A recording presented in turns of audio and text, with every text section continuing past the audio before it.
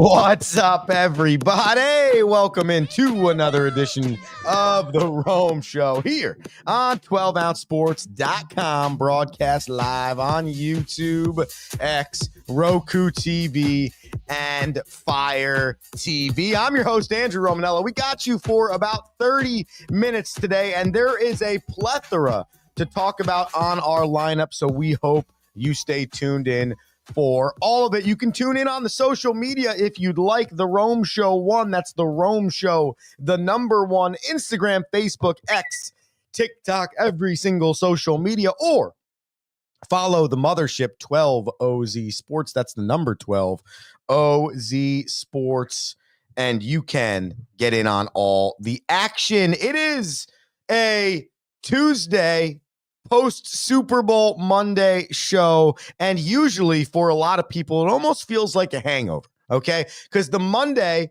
after the Super Bowl, it's breaking down the Super Bowl, it's talking about what happened, it's can you believe the Eagles played that good? Can you believe the Chiefs played that bad? How do you compare Patrick Mahomes to Tom Brady, right? That's the day after the Super Bowl. But the day after the Super Bowl, you're in this funk, okay? Because you're about a week away from baseball season starting.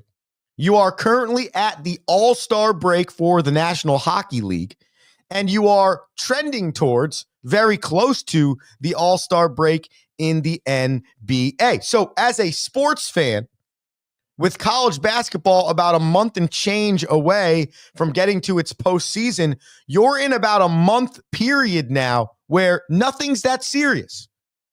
There are no games that are that important. There's nothing that is insanely needed to watch on your schedule, okay?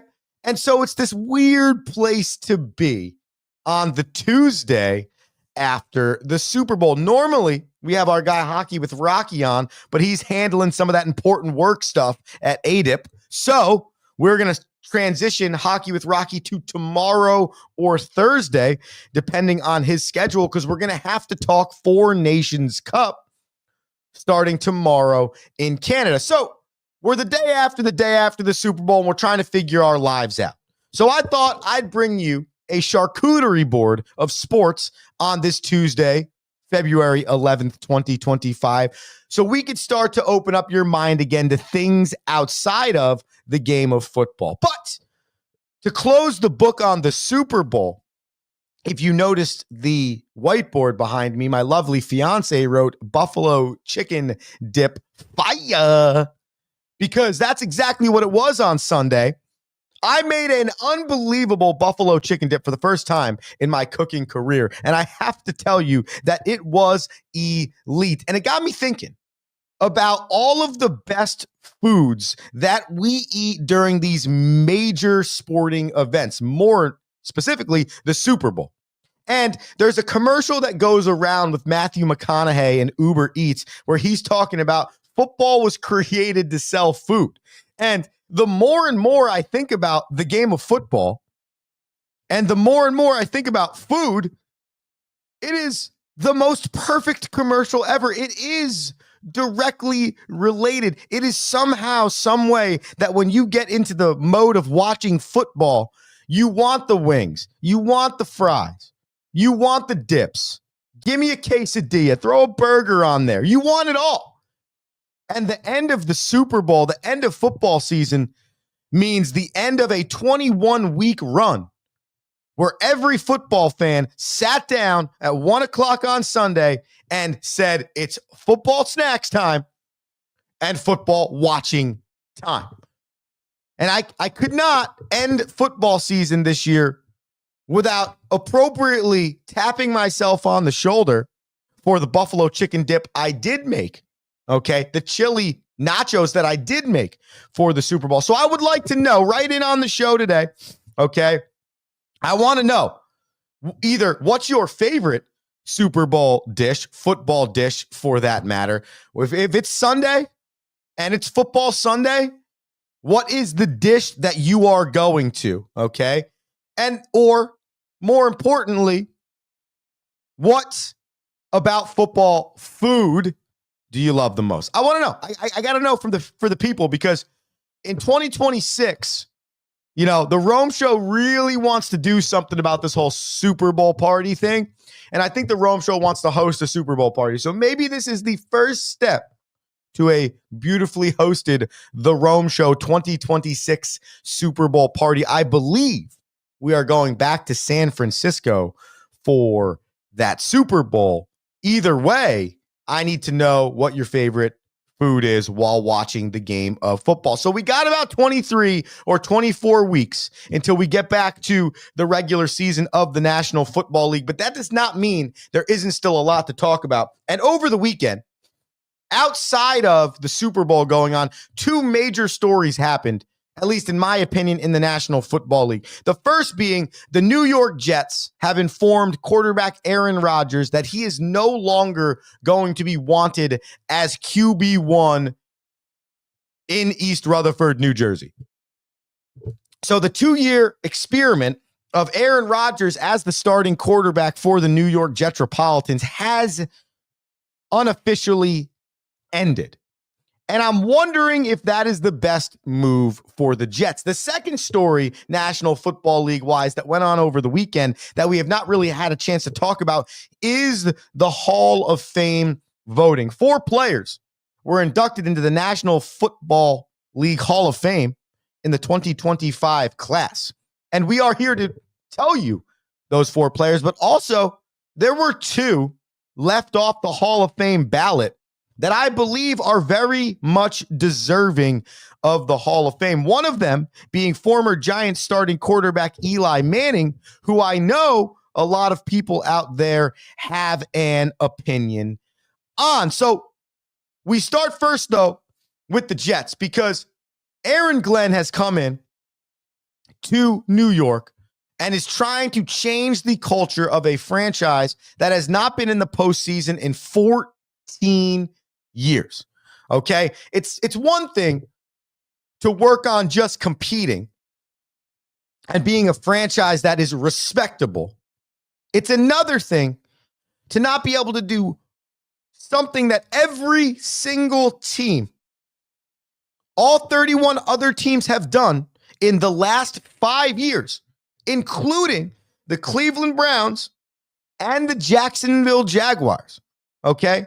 It's not just enough to try and win a Super Bowl, which is what every team's trying to do. For the Jets, they're just trying to get relevancy in making the playoffs, which is something that they're the only team that hasn't done that in the last 14 years, let alone break that down even more to the fact that in the last 6 years, we've seen every team in professional football make the postseason but the Jets. And every time we get a new head coach, a new GM, and we're trying to figure out the quarterback position.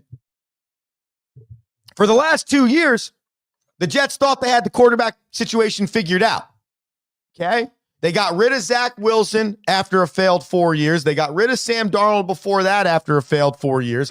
And that was on the heels of the Mark Sanchez experiment, which at first in 08, 09, 10, 11 looked like it was the right move, but towards the end, 12, 13, 14, ended up not being the right move.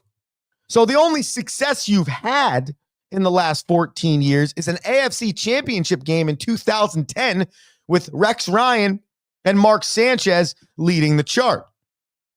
Nothing wrong with that, but it's a long time. So as a franchise, it's beyond just the quarterback position right now as to what you need to do to get to the postseason, okay? It is beyond that. So when you look at it and you say, well, Aaron Rodgers could be the best quarterback option for the New York Jetropolitans, on paper and talent-wise, that could be correct. But with what the organization needs long-term, that's the exact opposite of what you need at the helm of your franchise. You need somebody that is unequivocally about the team and not themselves. You need somebody that is going to be able to lead the men, and you need somebody that's going to be able to handle the bad. I don't need you to be Josh Allen on his best day, but I cannot have you be Josh McCown on your worst day. Okay? And I think that's why Jalen Hurts has become such an elite player in the National Football League. Might not have the best arm talent, might not be the tallest guy, biggest guy, might not have the best mechanics, might not have the best pocket presence, might be a better runner than thrower, as people say. But you know what that guy has? He's got the intangible of being an elite teammate and knowing when he needs to be the number one leader and dude on a team. And he also knows when to fall in line and be a leader that follows. Okay? That's the type of quarterback you need for the Jets right now. I need a quarterback that can win me 8 games. I need a quarterback that maybe by stats I don't even know exists for 4 or 5 games. I need a quarterback that can defend my guys on the microphone and have the back of the players on the team. I need a guy that can defend his coach, be there for his coach, show up to literally everything.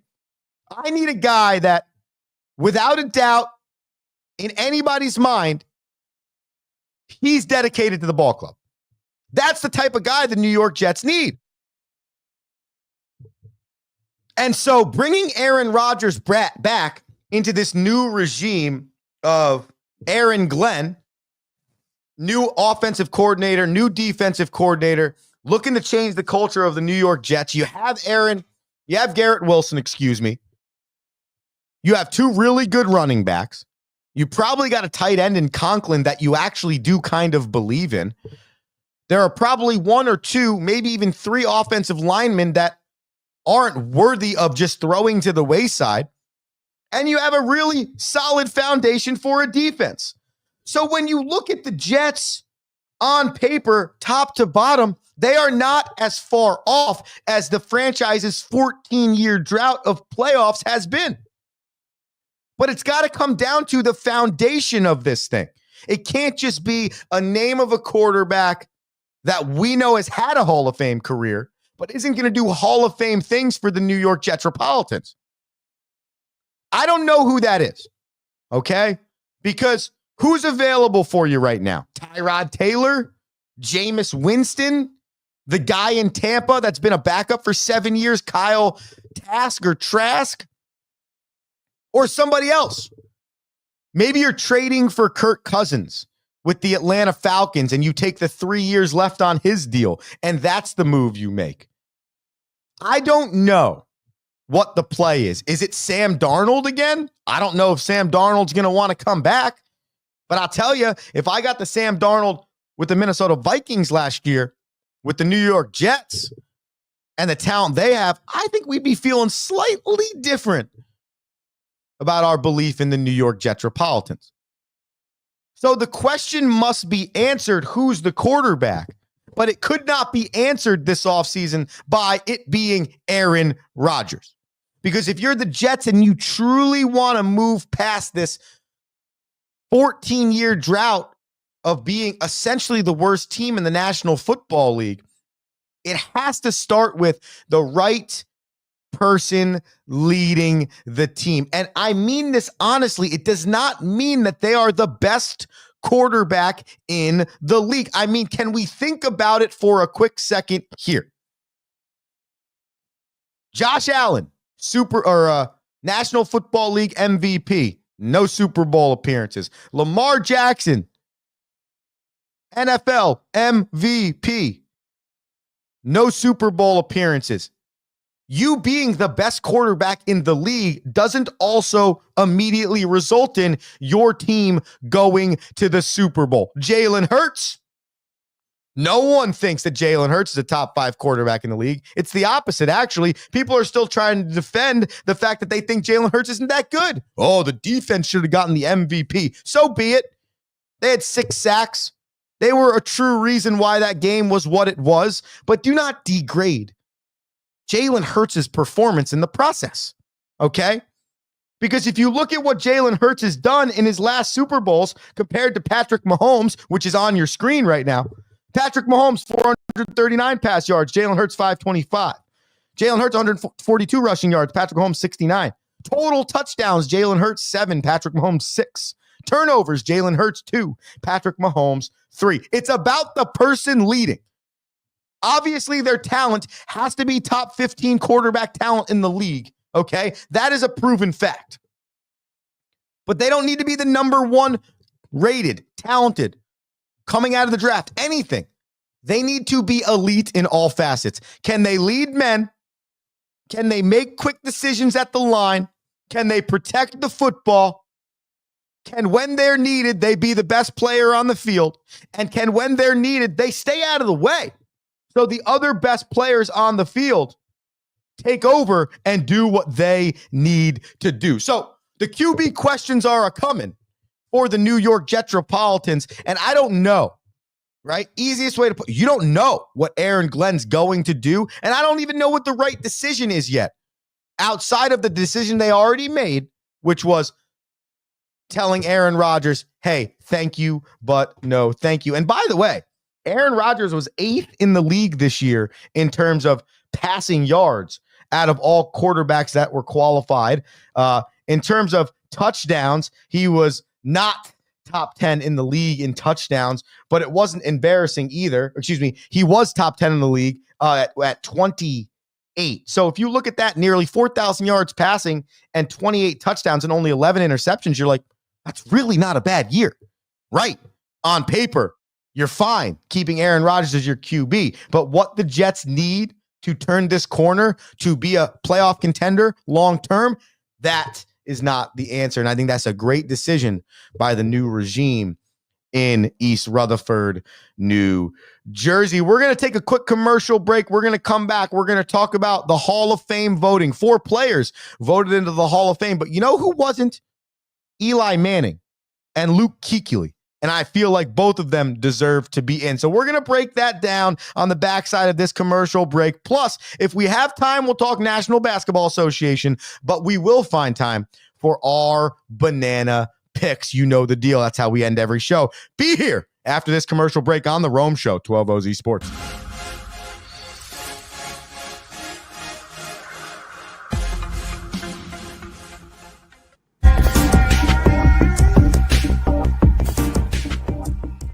Welcome to MyBookie. You're ready to create an account and start making money, and we're here to help. And remember, you can get a bonus of up to $1,000 on your first deposit. Now you're ready to bet. Just go to mybookie.ag, visit the sportsbook, click on your bet, and input the amount you want to risk or win in the bet slip.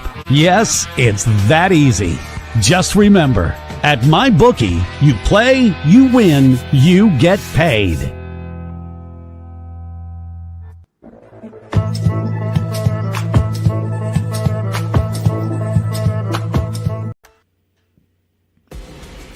Need tickets to that next event? Well, at 12 Ounce Sports, we've got them with soccer anywhere in the world. Tickets to any venue, any sport. Want to go to NCAA or NFL football matches? We've got them. Yeah. Baseball at every level. Every Power 5 matchup is available. Don't forget, costumes and paint are optional. What's that? You want to go to Broadway? We have those too. Want to jam out? Every concert, every artist. That's right, at 12 Ounce Sports, we've got the tickets for less. 12ozsports.com/tickets. That's 12ouncesports.com/tickets.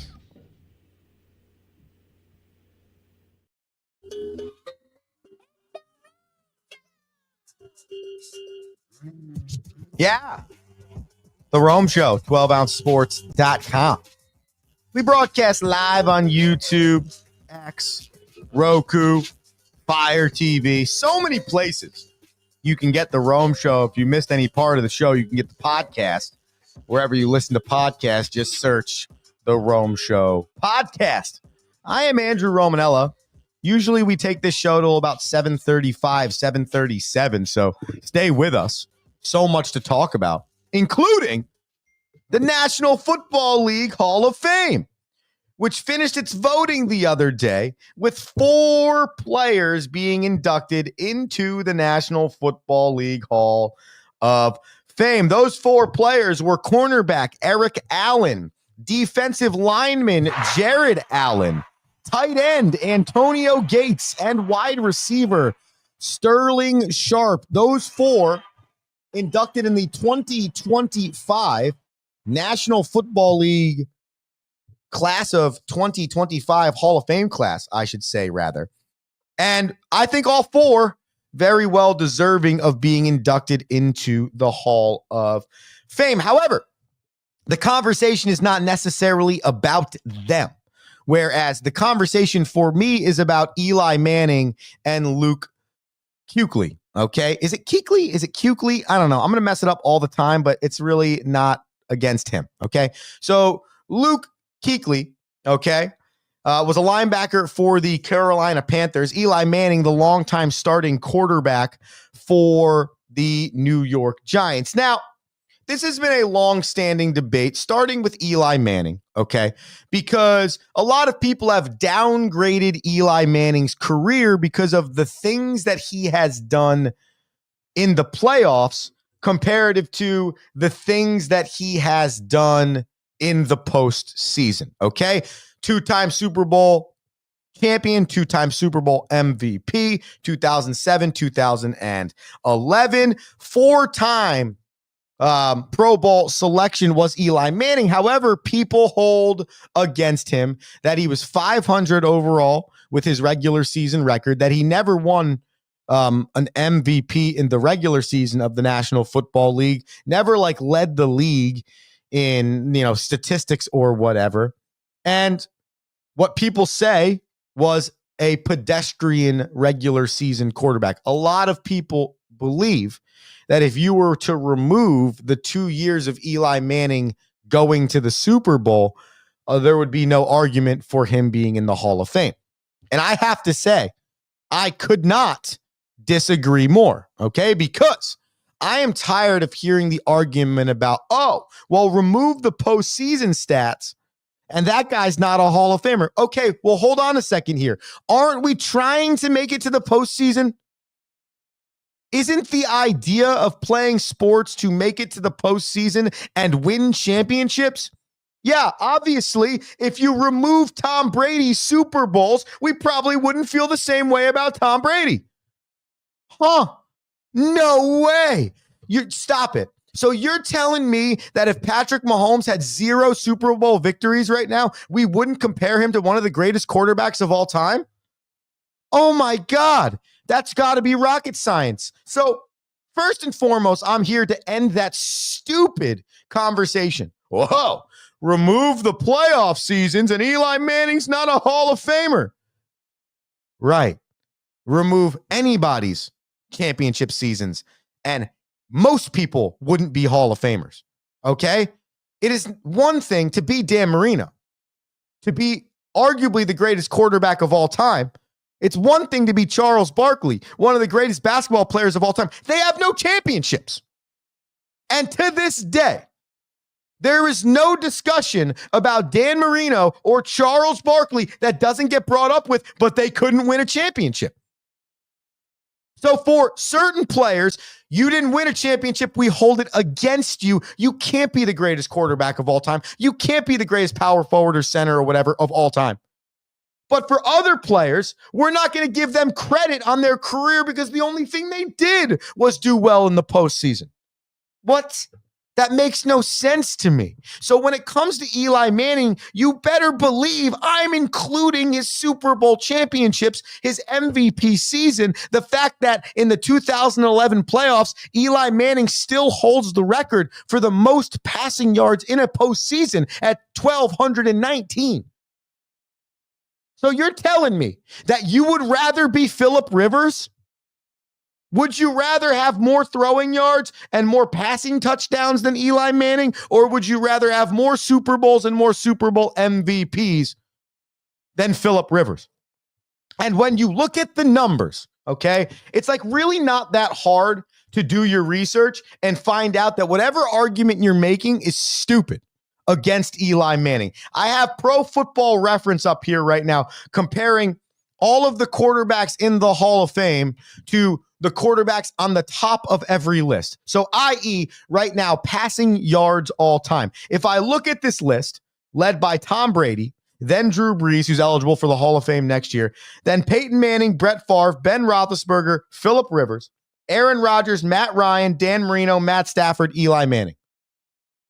That's the top of the list. That's the top 10 or 11 players on the passing yards all-time list. Peyton Manning, Brett Favre, Dan Marino, all Hall of Famers. I think we're all going to agree. Aaron Rodgers, Hall of Famer. Ben Roethlisberger, Hall of Famer. Tom Brady, Hall of Famer. Drew Brees, Hall of Famer. Okay, but well, hold on a second here. I agree with all of that, okay? But then you continue to scroll down the list below Eli Manning's name. John Elway, Warren Moon, Fran Tarkenton, Dan Fouts, Joe Montana, Johnny Unitas, Jim Kelly, Steve Young. Steve Young threw for 33,124 passing yards. Eli Manning threw for, think about it. 5, 7, 23, 57,023 yards. So, Steve Young, okay? Let's look further into Steve Young because I think Steve Young's a really good example here. Steve Young, how many Super Bowls did Steve Young win as the starter? 1, okay? He was backing up Joe Montana for a majority of what he had to deal with. 3 total Super Bowls. He had 3 All-Pros and 7 Pro Bowl selections. So, real only difference there is he had more All-Pros than Eli Manning. Eli Manning was a starting quarterback and had 2 Super Bowl MVPs. Steve Young was the starting quarterback for 1 Super Bowl, but was a part of 3. Okay? More touchdowns thrown than Steve Young and Troy Aikman. More yards than Steve Young and Troy Aikman. And I don't want to hear this stupid conversation about it's a different era.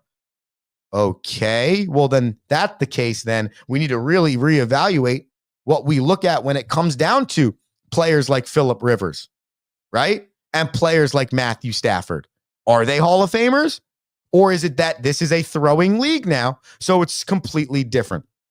How about Eli Manning's durability? 16 years, never missed a game because of an injury. It's like the 5th longest starting streak of all time. You put all of those in the mixing bowl, and you say to yourself, this man is worthy of being in the Hall of Fame, okay? And I don't know about the first ballot or the second ballot. I'm over that debate because that's less about who deserves it in, and it's more about the old heads that are for some reason the gatekeepers of the Hall of Fame, which I don't understand. Listen, if 13 guys deserve to be in the Hall of Fame, put them in. If only 1 deserves to be in, put them in. If the 15 guys on the ballot deserve to be in on their first ballot, put them in. There's no reason to hold people off because that person didn't get it in. You're either a Hall of Famer or you're not.